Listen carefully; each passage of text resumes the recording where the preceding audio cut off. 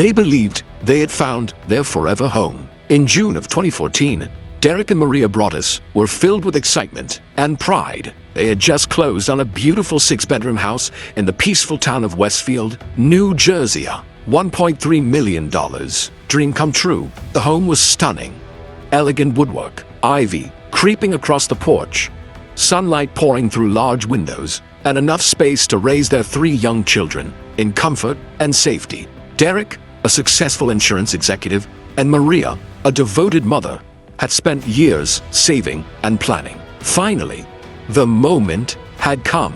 They imagined their children laughing in the backyard, family dinners in the spacious kitchen, birthday celebrations echoing through the hallways. But what they didn't know was that they hadn't just bought a house, they had inherited a nightmare. Just days after closing the deal, during a quiet evening walk to check on ongoing renovations, Derek stopped by the mailbox at the end of the driveway. Inside, he found a thick, unmarked envelope. Curious, he opened it, not knowing this would be the moment that would change everything. The letter began politely, "Dear new neighbor at 657 Boulevard, please allow me to welcome you to the neighborhood." But as Derek continued reading, a chill ran down his spine. The tone of the letter shifted dramatically, no longer welcoming, but eerie, obsessive. 657 Boulevard has been the subject of my family's obsession for decades. I have been put in charge of watching it and waiting for its second coming. My grandfather watched the house in the 1920s, my father in the 1960s, and now it is my turn. Derek blinked, heart pounding, and reread the letter. It wasn't just the creepy tone, it was the specifics. The letter referenced their children. "I have seen the 3 young bloods.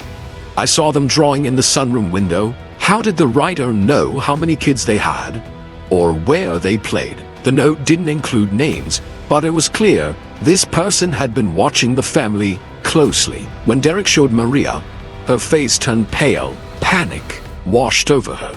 That night, they locked the doors, turned off all the lights, and hid behind closed blinds, peering out into the darkness, wondering who was watching them.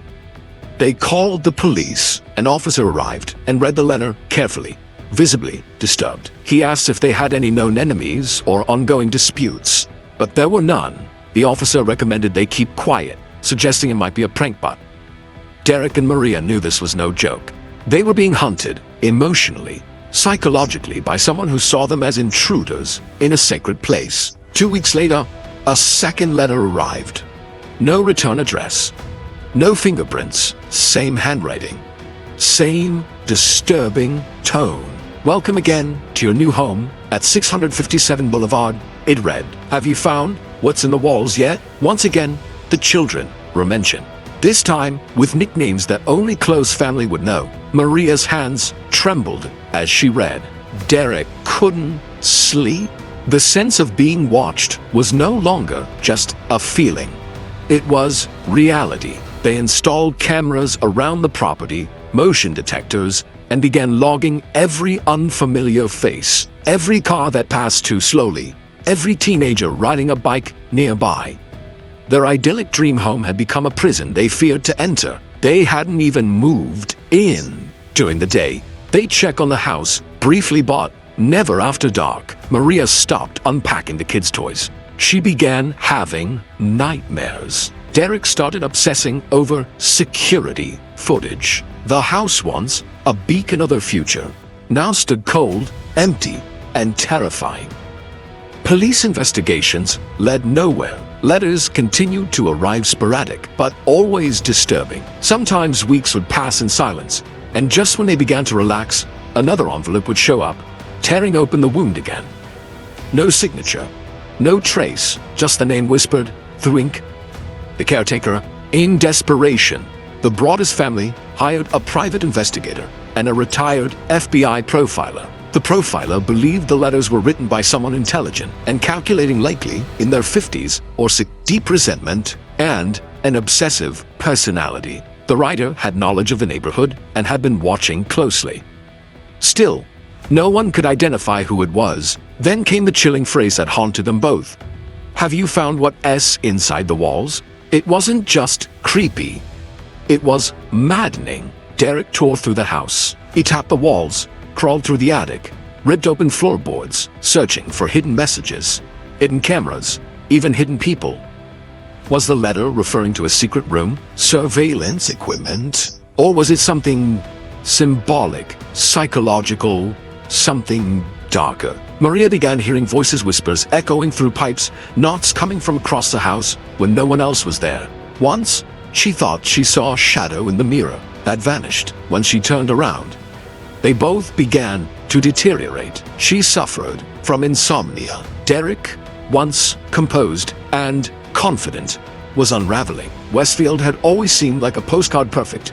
Town manicured lawns, white picket fences, polite neighbors. But now, it felt like friendly waves from neighbors became suspicious stares. The Broadduses started looking into the house's past. Built in 1905, it had only changed hands a few times. One family fled without explanation in the 1980s. Another left quietly in the 1960s.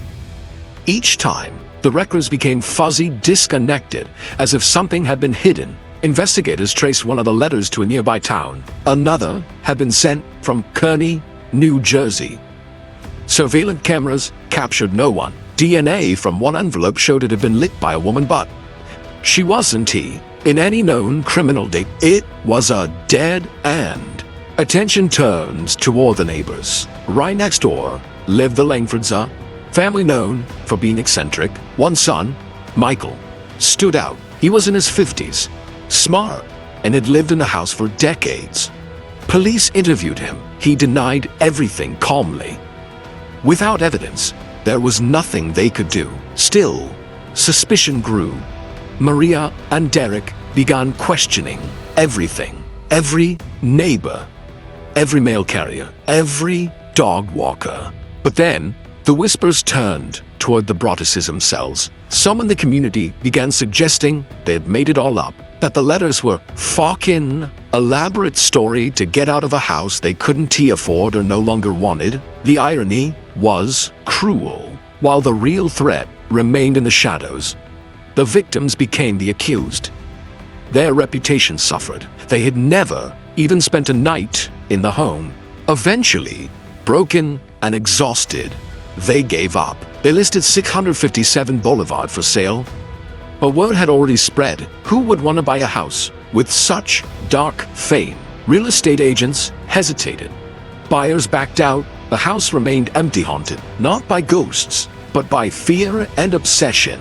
Derek began visiting the property alone, sitting in his car late at night, staring at the darkened windows, wondering who was watching. Sometimes, he would rent the home short-term.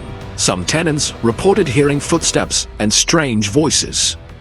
The fear lingered. The final message from the caretaker came months later. No threats, no name, just a chilling reminder. Although you claim to own the house, you do not know it. Maybe someday you will pay the price. The mystery remains unsolved to this day.